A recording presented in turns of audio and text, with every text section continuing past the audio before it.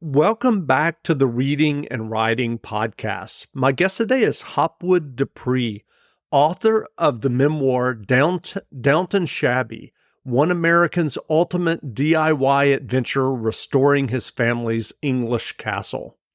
Hopwood, welcome to the podcast. Thank you for having me. It's great to be here.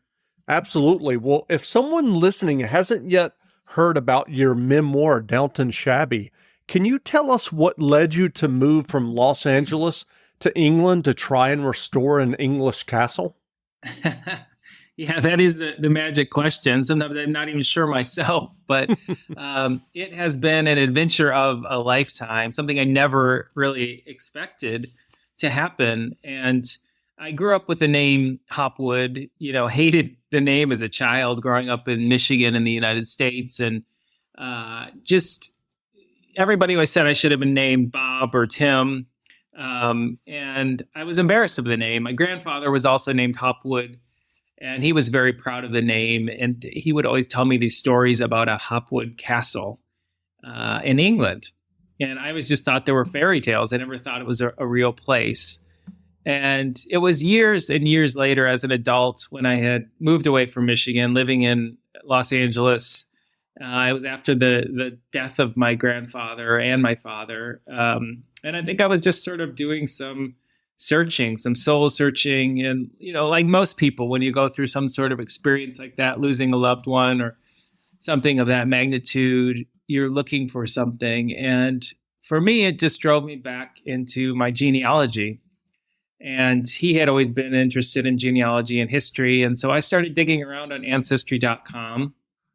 And one thing led to another. And one night while doing it, I hadn't found this before, but I suddenly came across this old black and white photograph of this amazing, stately looking castle in England.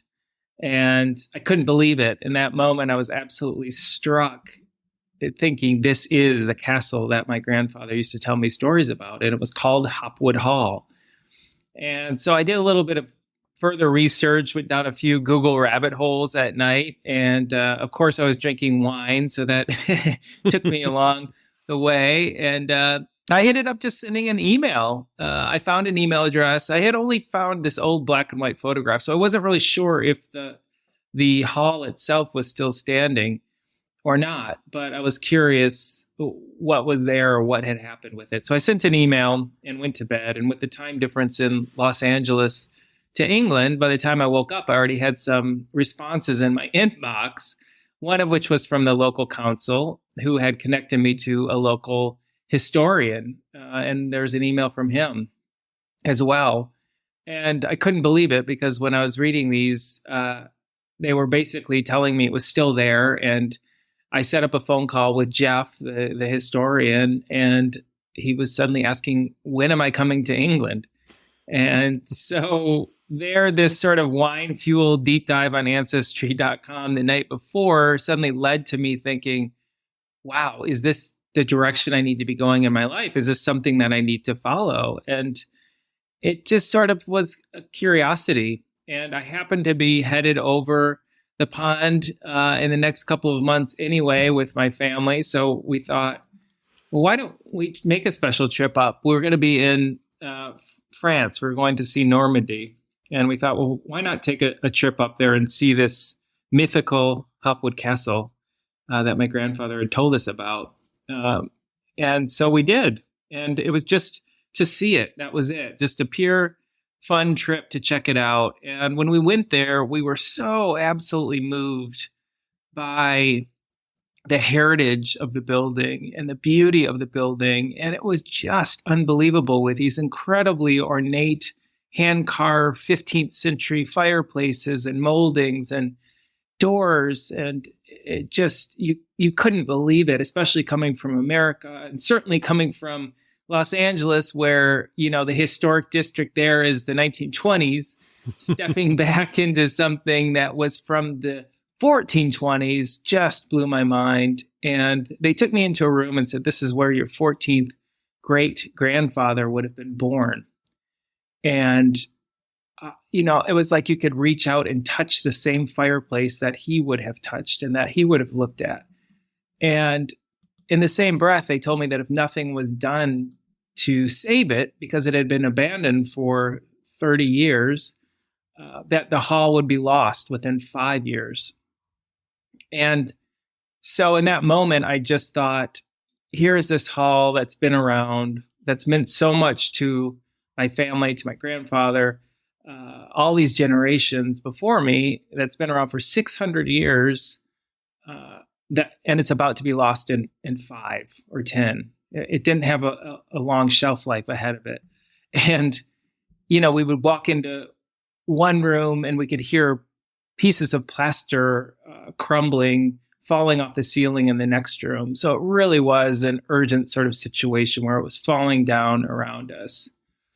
And so that's really why I wrote the book about this story, because that was my initial impression.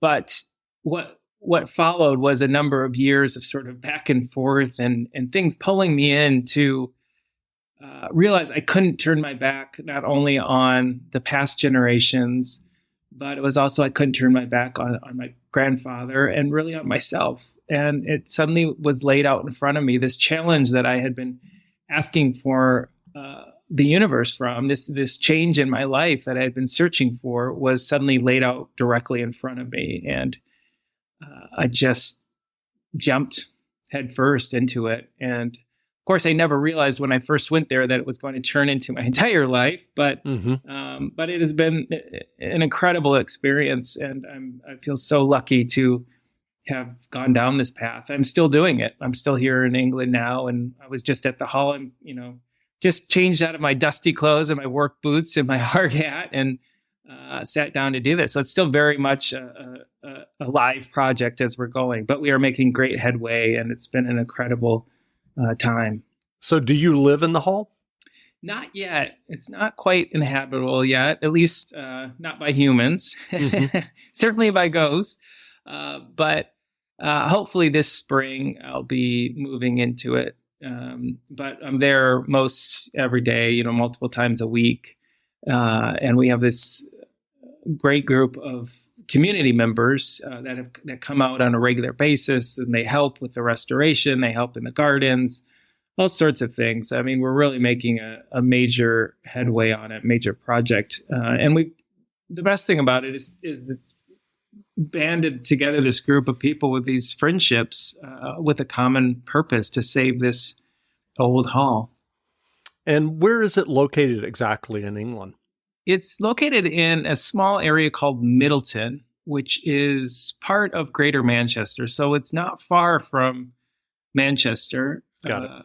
But it's still very much feels like a small town in that area. Sure. And I'm curious, when you moved there to England, were you keeping a journal? When did it occur to you that you should write a book about this adventure or experience? Well, it started as a video journal, really. A lot of my friends and family were asking, what's going on? How is it going? So I started a YouTube channel initially just to make little fun videos of what was going on and to post them, send them around to family and friends. And that started spreading and going out on more social media channels, and more people were asking what's happening. And pretty soon I was connecting with people I had never met before who had heard about the hall or had grown up near there. So it just, the amount of people interested in it just continued to grow. And it got to a point where we started getting some media in the United Kingdom, some national media there. And so I was approached and asked if I would do a one-man show about it. So at that time, that's when I really started to kind of write things down. I had been doing some journaling, but most of it was on video. So I started just writing down everything that was happening, and it still had been fairly fresh in my mind. So even past experiences, I started writing those down, and that became a 1-hour, one-man stand-up show that I ended up taking to, I think it was 23 different tour dates around the United Kingdom, and ended up taking that to the Edinburgh Fringe Festival, which was incredible because it was sort of always a lifelong dream of mine, not only just to attend it, but to actually be in it was really fun. And from that that show, then it ended up, I ended up getting an introduction to an agent in New York, and she really just encouraged me to turn the show into a book. And by then I kind of had an outline already for the book. Right. So that's how it all came together. And you mentioned video, and I understand that you have a popular YouTube channel. Where can people find you at on YouTube? They can find me on, my handle is Hopwood XIV. And also my website has all my social media channels on there, as well as a lot more information about the hall and how people can join our friends group and become part of it. And that is also hopwoodxiv.com. And XIV standing for 14th, which is sort of after the 14th great-grandfather who built the hall. Right. And I'm curious, did you end up buying the hall, or is it owned by a historical trust at this point? It is still owned by the council right now, which is a good thing. But I did made an arrangement, a legal agreement with them that to take on the full responsibility of the hall, but only when we were ready to do so, because it's such a big building and it is in so much need of help and rescuing, and kind of an endless, budget to save it. So I was encouraged to go in this route. So they own it now, but it looks like it will be transferring over the full responsibility either at the end of this year or early in 2023. So I think now we're prepared to fully take it on, but it is, but it's, with the beauty of the hall and everything that comes with it, that's amazing. It's also an incredible amount of upkeep and responsibility and maintenance and staffing, and it's quite a big thing to take on. But I think we're ready for it now. I did start the Hopwood Foundation, which is a charity here in England, and we have this tremendous group of friends, our friends group. And our goal is really to open it up to the community and offer it as a arts and education and cultural retreat.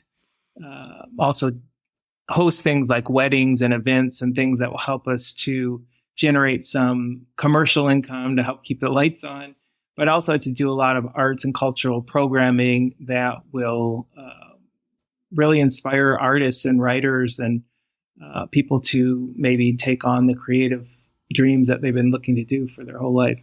Sure. Progressive presents Adjusting to the Suburbs. You just bought a home in the suburbs, but no one told you about all the birds, specifically this one, who seems to be calling out Roy. Roy. But who exactly is Roy? And why doesn't he ever respond? Maybe Roy is just bird speak for save with Progressive by bundling your home and auto. I guess until Roy answers, we'll never know. Progressive Casualty Insurance Company. Coverage provided in service by affiliates and third-party insurers.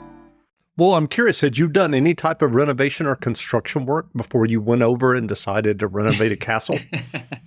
I had done minor works. I had done a bathroom remodel, a kitchen remodel, those kind of things, but never anything on this magnitude. When I was in LA, I was doing one bathroom. I was trying to put down some adhesive sticky tiles that I picked up at Home Depot, and I basically broke down into tears because that was so overwhelming for me. I was covered in the stickiness, and it was completely overwhelming. So that was just one bathroom, whereas Hopwood Hall will probably, when said and done, will have about 40 bathrooms. So, no, it's been a huge learning curve for me. I am not really what I would consider handy at all.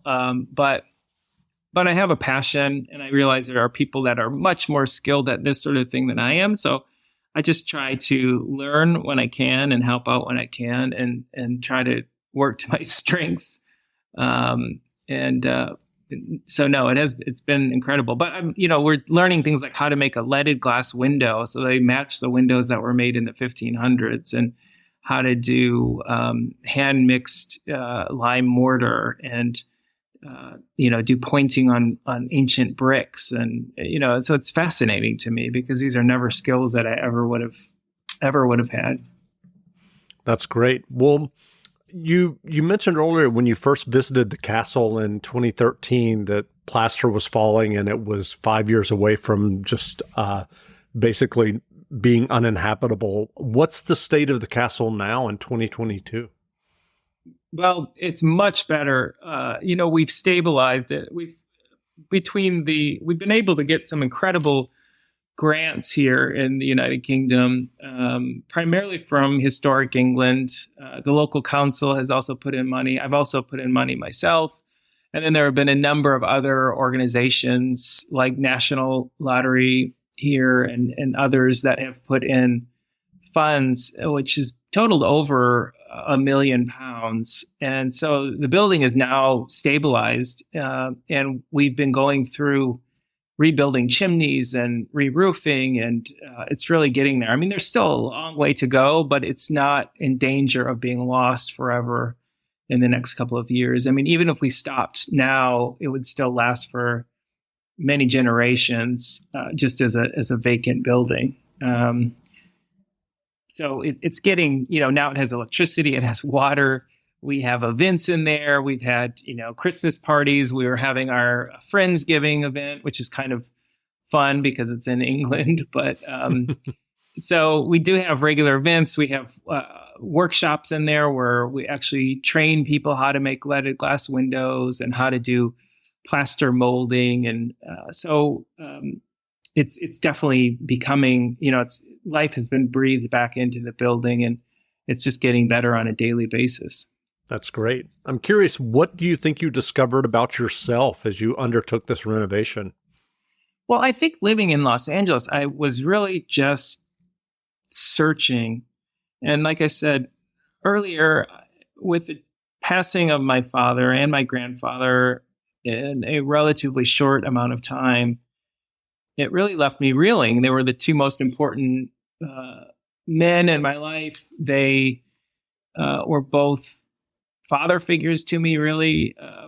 And suddenly, with their deaths, suddenly made me realize my own mortality as well, because it was so quick. There was 2 generations gone, and I was the next up, really, next on the chopping block. And that made me do some deep diving of what am I doing, and is Los Angeles the right place where I want to be and spend the rest of my life, or is there something more where I can make a difference rather than just working in the entertainment business? And so I think I was just searching for a higher purpose, something where I felt like I could leave behind that would make a mark and that would change the world for the better. And I think I found it here. I mean, I feel very content, very happy. I realized that the project isn't just about the building, but it's about the people as well, about the community. It's been a tremendous location to bring people together.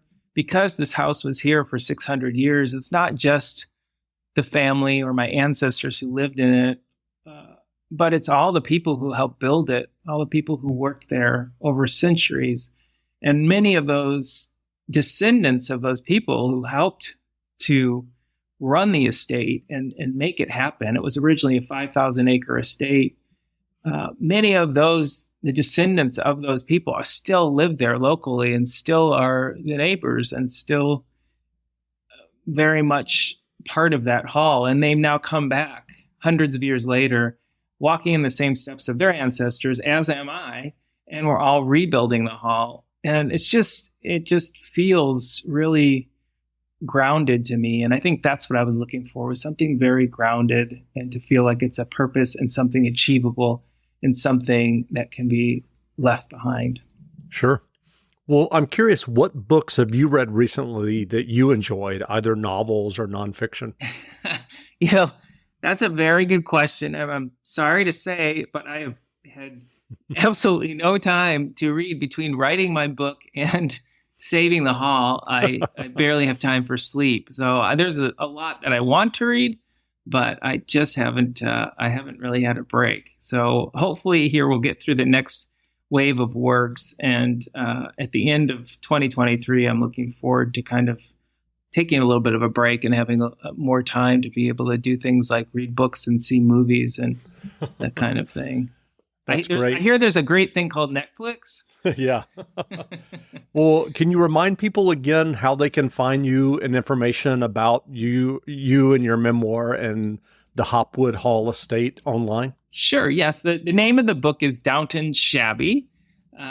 So people can Google search that. They can find me. My name is Hopwood DePree. My website and social media is all Hopwood XIV. And I'm able to, and also you can find Hopwood Hall Estate. And I think if you search one of those, you'll easily be able to find us and hopefully link up with us. We love to hear from people. We love comments on social media. If people want to join our friends group and be part of it, they'll get a newsletter that keeps them up to date on what we're doing, and they can watch the videos of the progress that we're making. So it's a lot of fun, and it's fun to be doing this with so many people around the world that are involved. I really feel like there are people all over that are along on this journey with us, giving us encouragement and commenting and just being part of the rescue mission. That's great. Well, again, we've been speaking with Hopwood DePree, author of the memoir Downton Shabby, One American's Ultimate DIY Adventure Restoring His Family's English Castle. The memoir is on sale now, so go buy a copy. And Hopwood, thanks for doing this interview. Thank you so much, Jeff. Pleasure to talk to you. Absolutely. It was one of those nights when you hope your biggest responsibility will be uncorking a bottle of wine. Little did I know that an internet search was about to change my life, upending my entire understanding of my purpose on this planet, my place in the bigger continuum of history, and what a home improvement project can really mean. It was spring 2013, and I was at home in Los Angeles in the Hollywood Hills. There was only one helicopter circling overhead, so it was quieter than usual. Outside the window, daylight was fading into dusk, and the desk lamp glowed amber next to me as I sat down at my laptop. That evening, as had become my new secret wine time relaxation habit, I started clicking around on ancestry sites. Wikitree.com, Ancestry.com, MyHeritage.com. I was familiar with all of them. Whenever I had a half hour or so to spare, I'd dig a bit further along the twists and turns of my ancestral tree. If you've never been on one of these sites, let me warn you, they are seriously addicting. A half hour can easily turn into a few hours or all night, so I often had to limit myself. Find a copy of some yellowed document you've never seen before, and then you're clicking on another link, which takes you to proof of an unknown second cousin 4 times removed, and before you know it, you've found an old black and white photograph of some long-deceased great-aunt. It can be dizzying. Spend enough time on these sites and you'll start to feel like a detective on the trail, following breadcrumbs of evidence. Except in this mystery, most of the people in the story are already dead and have been for decades. Until recently, it was true that I'd always been the kind of person who focused on the future. I didn't spend much time looking behind me. But lately, that had changed. I was becoming more and more curious about the past. How had I gotten sucked into genealogy searches? I know it wasn't thanks to the shows on TV featuring celebrities tracing their family history, because I didn't watch those. And it wasn't that I hoped to find some lost relative or uncover a family secret. If I had to say exactly why I was willing to spend hours of my life learning about people I didn't know and was never going to meet, I would say a lot of it had to do with loss. Loss and probably some regret, too. Until recently, my grandfather on my mother's side had been our family genealogist. His name was Herbert Hopwood Black, but I called him Pap. He had an infectious grin and was over 6 feet tall, so when I was a little kid, he always looked like a smiling giant. As I was growing up, Pap used to love to tell me stories about our Hopwood ancestors and how they had founded the small town of Hopwood, Pennsylvania in 1791. Pap should know, he had been born and bred in Hopwood. The only reason he left his beloved hometown in the 1920s was because he was offered an opportunity in Michigan to get involved with a rapidly growing company called General Motors. To the end of his days, he couldn't have been prouder of our connection to Hopwood, and that we could trace our family tree there back 8 generations. Or was it 7? The problem was, as a kid, I'd never really listened. From my perspective, anything to do with Hopwood was problematic. Yes, my name is Hopwood, just like my grandpa, but from a very early age, I hated my name. Calling me Hopwood had been my mom's idea. She chose it as a tribute to her father and his side of the family. When I was a baby and toddler, it was fine. Hopwood got shortened to Hoppy or Woody, which in preschool was considered pretty cute. It was only when I got to kindergarten that the teasing began. The other kids thought Hopwood was hilarious. They said I should have been called John or Steve. Things got so bad that I came home from school one day and told my parents I'd had enough. "I don't want to be Hopwood anymore," I declared as I pushed over a wooden plant stand, hearing it crack as it hit the ground. I felt bad looking at the damage I'd caused, the fern tipped over with dirt spilling out of its side. My dad, always a loving pragmatist, had seen this outburst coming. When I was born, he insisted at the last minute that my mom also give me the name Todd as a backup to Hopwood in case I didn't like it. My dad's initials were T.O.D.